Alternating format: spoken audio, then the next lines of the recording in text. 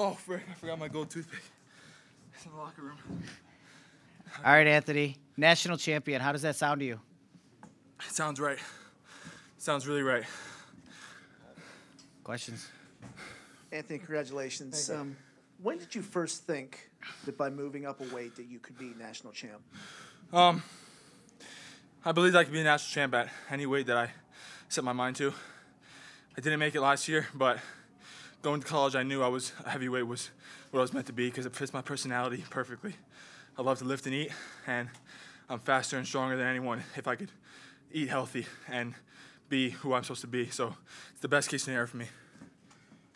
Anthony, all year long, you've waited patiently for that first attack, and tonight you turned that into 6. Yeah. Talk us through why you're so patient, waiting for that first attack, and B, what happened tonight, the attack, the finish, the back points.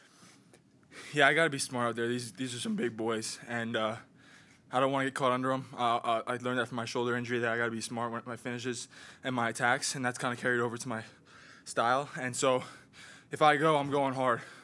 And 9 times out of 10, I'm going to get that attack. So, yeah, I'm a little patient, but if I go, you're going down. Anthony, Mike Finn from Win. 2 nights in a row you came in and looked at your name tag. Did you almost think this was a dream, that this really was not happening? Not at all. It just made sense to me. Maybe to you guys. I joked saying that you guys printed out just my name tag because that's how I feel every day. I wake up as a national champion, as an Olympic champion, and I expect these things. So maybe a surprise to a lot of people, but not to me. Anthony, you told us in Minnesota that, when you're in the neutral position, a lot of things going on up there that we can't see. Mm-hmm. What was going on tonight before you struck there? I felt him hesitant right off the bat. It was my mat to score and do whatever I pleased to him. So I felt that in the first period, and I was getting super tired. I was keeping my pace up, moving my feet and hands, which may not seem like a lot to you guys, but it gets those guys real tired. And I could go all day. So they don't want to go to the second, third period with me if I'm moving my hands and feet. So that's what was going on in the first period, and then I went for it in the second.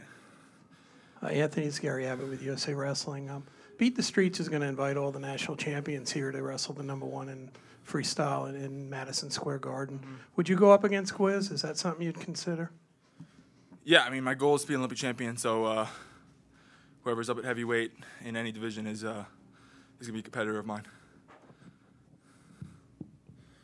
Anthony, what do you think has allowed you in your career to take advantage of the short time you've had in the postseason and kind of finish each time on top? How do you approach it that's allowed you to kind of seize that moment? In the match itself? You've had one shot in high school and now in college. Okay. I don't know. I guess I perform really well under pressure. And I have a goal, and if I don't achieve that goal, like if I didn't achieve this goal tonight, the past 5 years would be a failure in my mind, which may not be the right thing, but that's just how I see it. So when all the chips are out, I'm going to perform because it's do or die for me. Anthony, after last season, I'm sure you had some pressure from other schools, to go wrestle elsewhere. What made you know that you wanted to stay and continue your career at Penn State? Yeah, a lot of people were saying that. I've never been one to look outside of myself for when adversity comes. I always look inside. If I don't get something I want, it's because of me. I'm in the best school, the best program, the best facilities, the best coaches, everything I have to be a champion. So if I'm not a champion, it's my fault. I'm not going to go somewhere else and achieve that. So I looked inside, had to make more changes, and figure it out because everything around me was doing it right. It was me. Anthony, 2-part question. First part, you lost him earlier in the year. Mm-hmm.